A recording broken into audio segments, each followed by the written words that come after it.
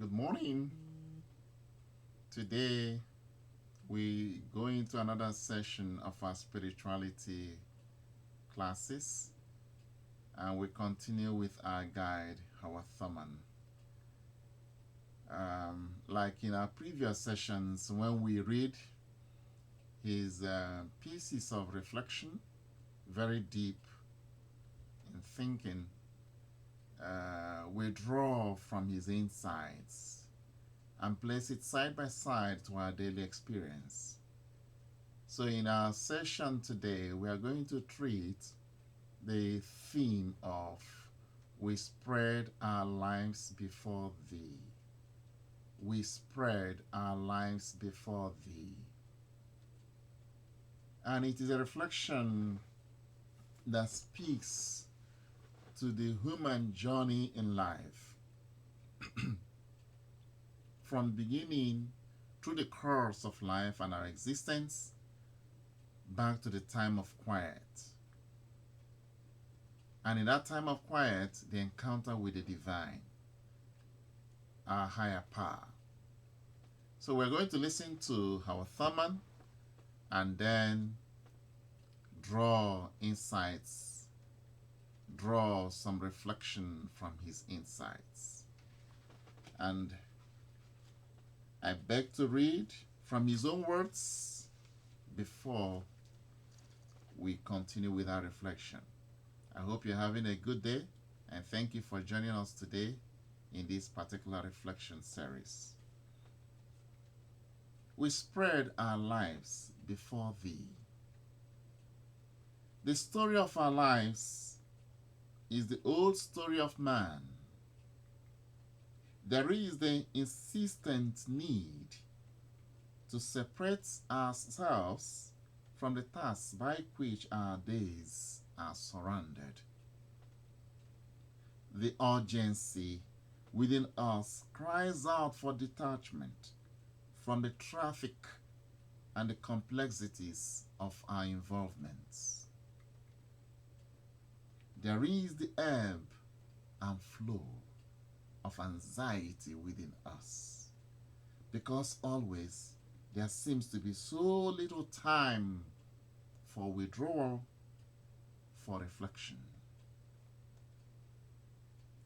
These are the thoughts which find their way into our spirits when at last the time of quiet is our portion. It is no ordinary experience to spread our lives before the honest scrutiny of our own selves. But there is no escape from such a necessity.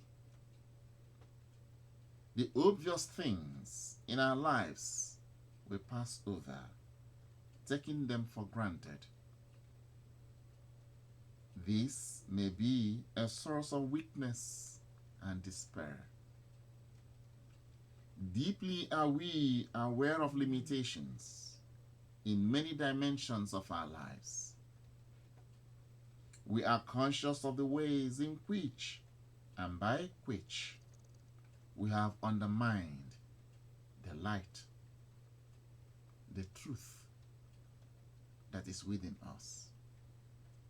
Sometimes we do call good things bad and bad things good. There are some things in our lives which we have not looked at for a long time. We make as an act of sacrament the lifting and exposing of these things before God with tenderness and compassion.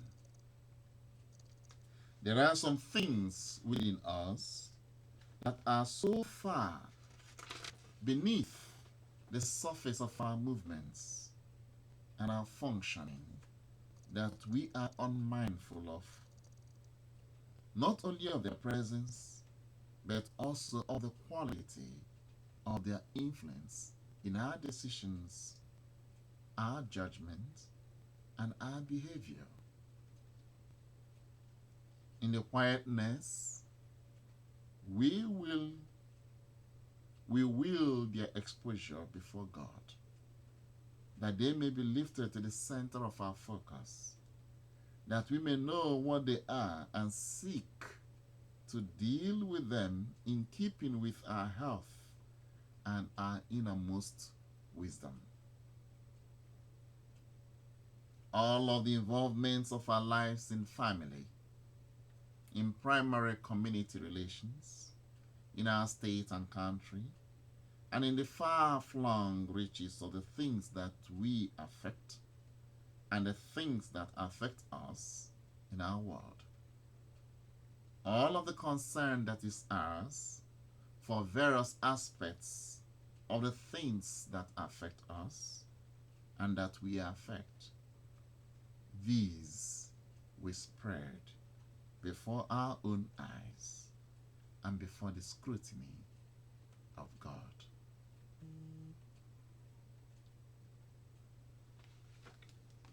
I end the reading here today, and we can take it from here to make a mental journey, a spiritual journey of this encounter with ourselves, an encounter with our higher power. I want to think that our Thurman wants us to be mindful of the various aspects of our being. That even within the flow, the ebb and flow of anxiety and the distractions and the things that will weigh upon us, we are able to find that moment of scrutiny. And we cannot run away from spreading our lives before our higher power.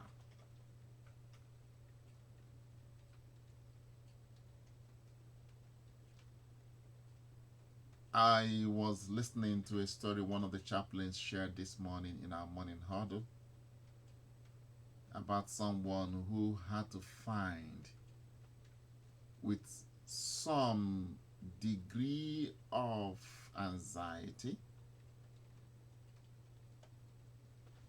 the center C,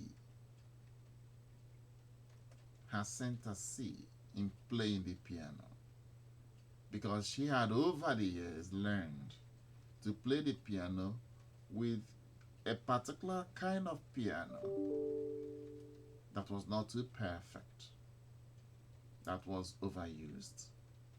And when she had to play piano before a concert, and before her was this perfect piano, and the keyboard of this piano so perfect, she got confused and needed the help of her aunt, her piano teacher, to identify for her the center C. And once she got the center C, she played so well.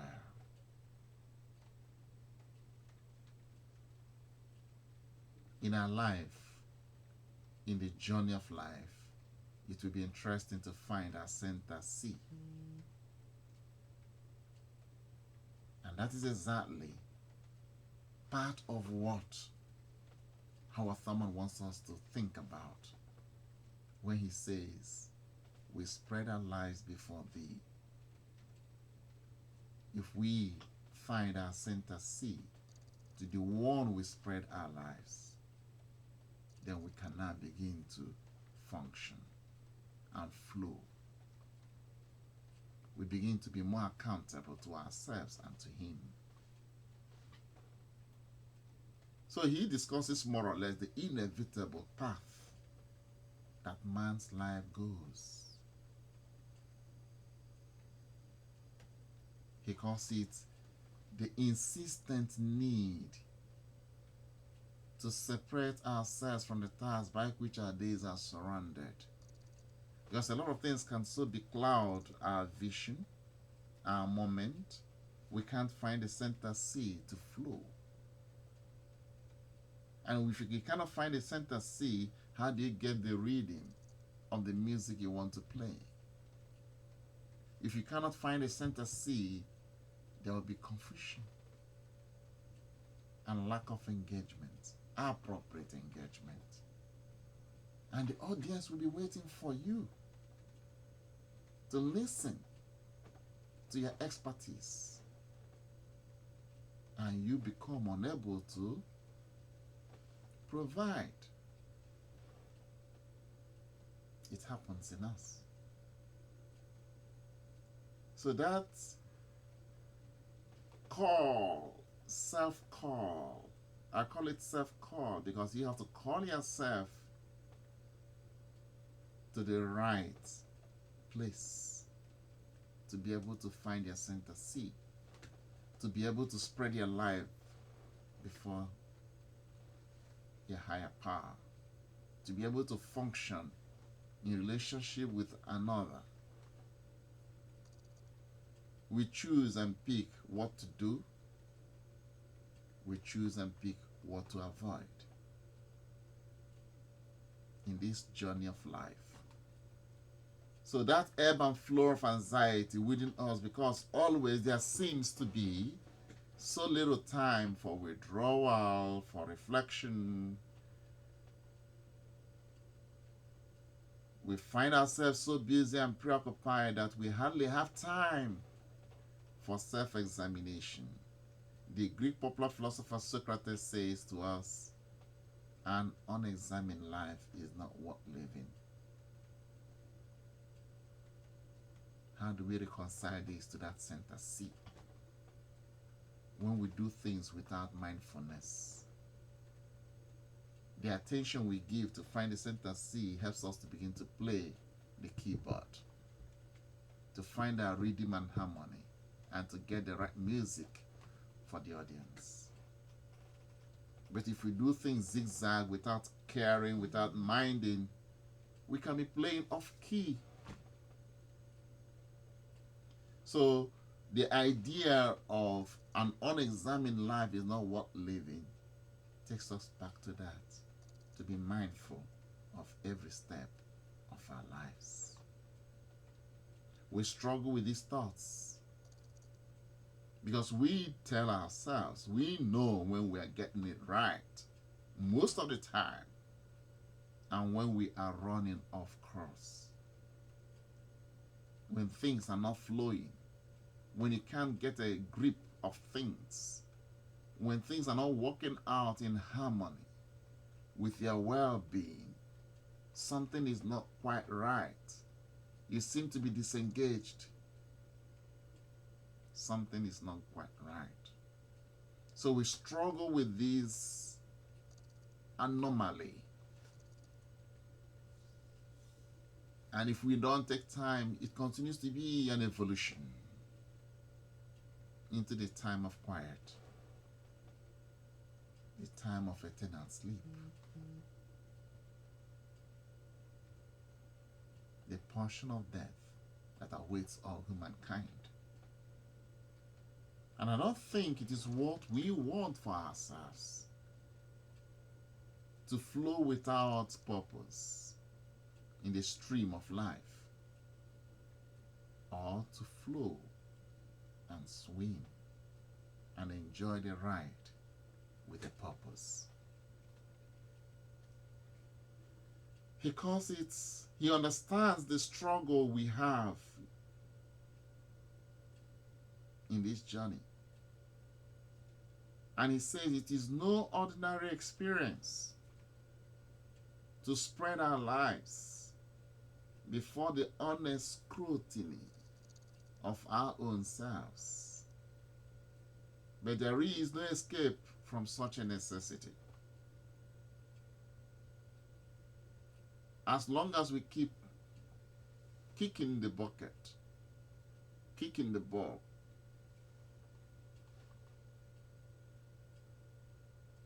down the road, we've not still arrived. But we want to have a grip and a grasp of reality, of the centerpiece, of the flow of purposeful movement.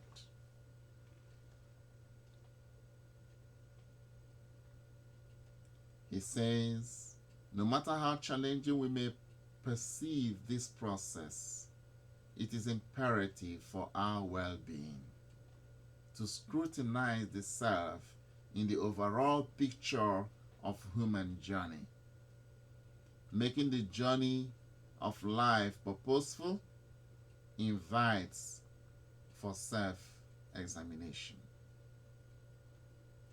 We cannot run away from the time of scrutiny. In the good old days, when people gave their lives to God and to Christ, they moved, they called them the desert fathers. They moved away from the city life and moved to the desert and cloistered in a small place only to pray. Praying for themselves and praying for the world. The monastic life.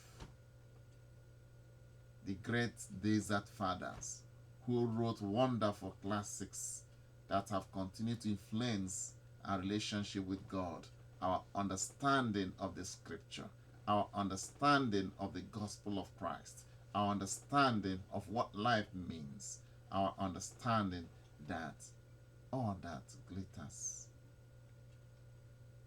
may not be gold. Our life must be purposeful. It is in that purpose that we get satisfied. So some of those things in our lives we take for granted when we don't care, when we lack self-examination. Howard Thurman thinks that this may be a source of weakness and despair. When you are afraid of facing the reality, when you are avoiding responsibility, when you are shifting blames. Resorting to avoidance can be a sign of weakness in the strongest of persons. Not by muscles and stature are we to be judged, but by the meaningfulness of our activity in every sphere of life.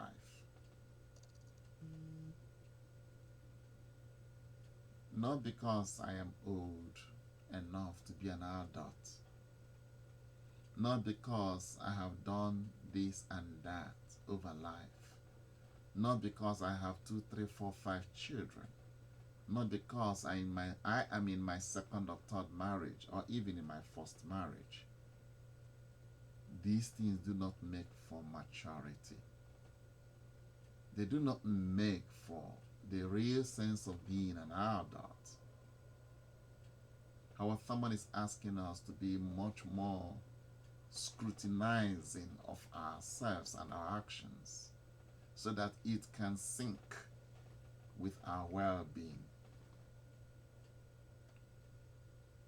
We need to find the center C, and then we spread our lives before our higher power. It looks as if there is no doubt about the conscious ways we have undermined 2 important properties of the transcendent being, that higher power. 2 important properties, light and truth. Light is important for us to see the way we are going, to make a distinction between colors, to be able to identify ourselves in the overall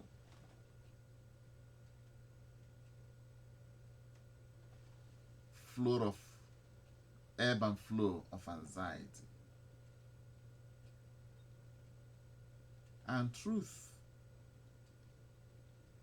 And truth.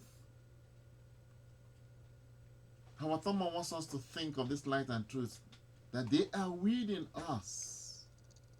Because ordinarily, we love light. And we don't want to be in darkness. we often say, who knows what and when he knew what? What?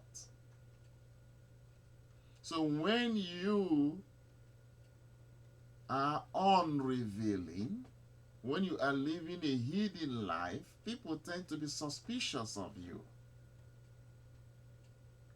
But when you are open, people tend to know where you stand.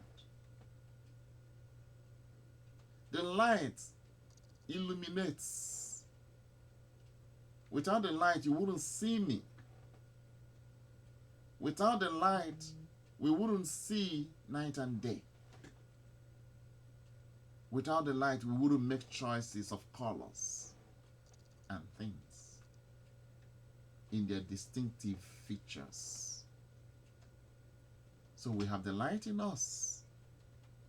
But when we talk of the light of God, it takes us from this understanding to a higher and deeper understanding that the light of God illumines the darkness of error.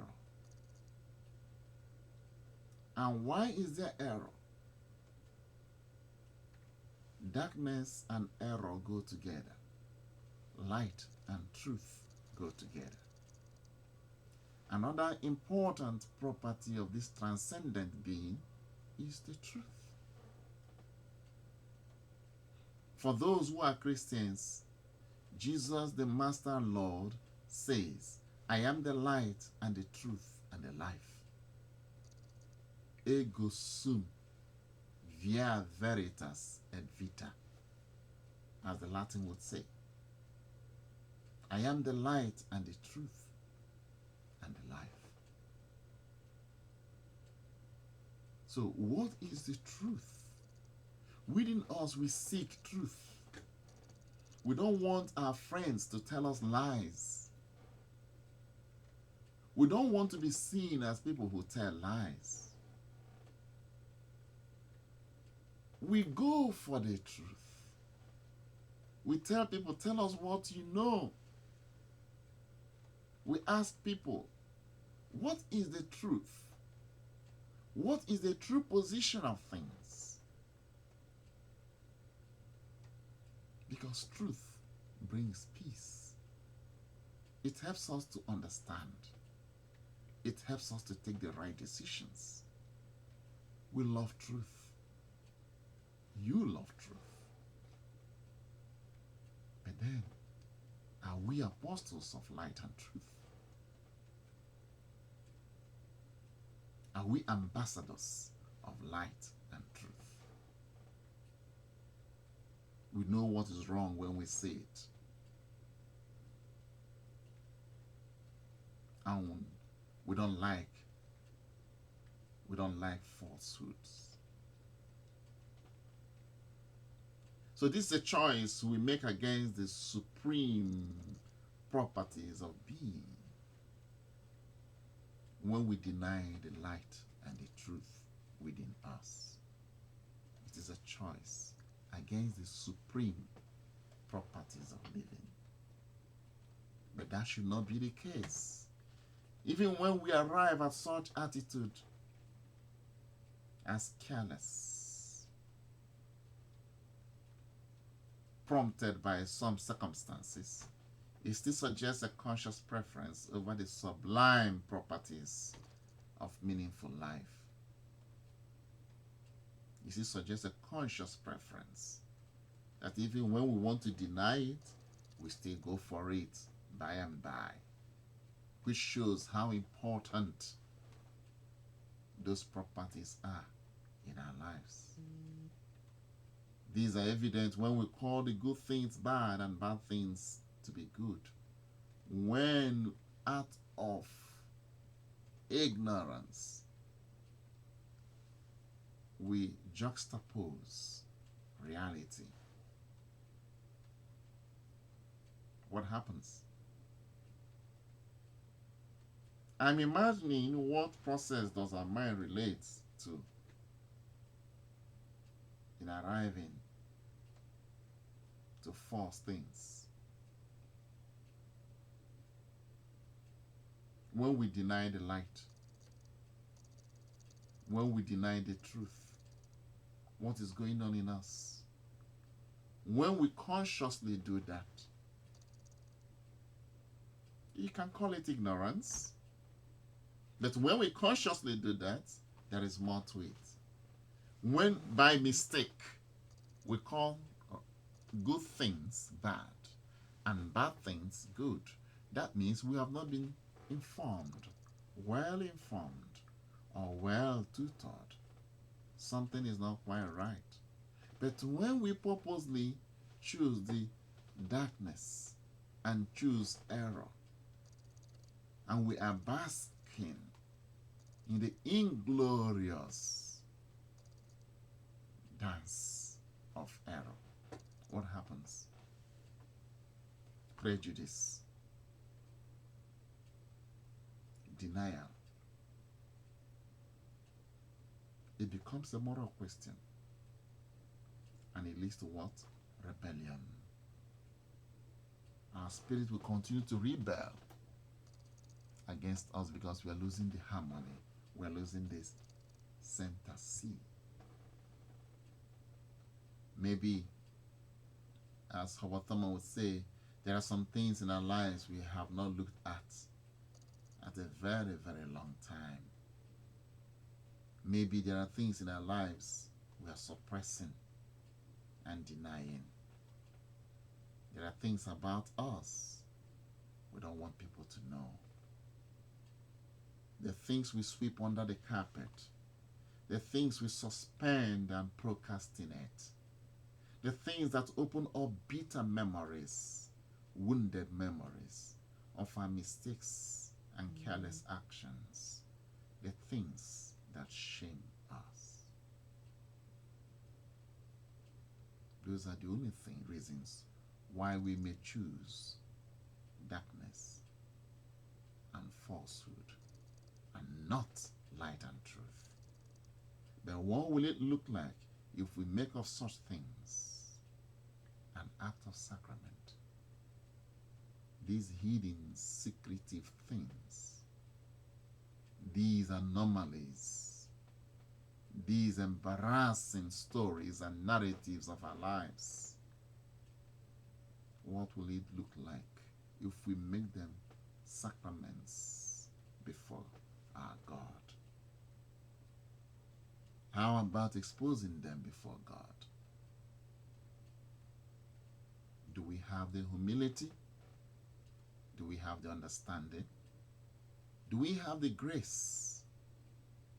It is important to be mindful that there are several things within us of which their presence have the serious quality to influence our decisions,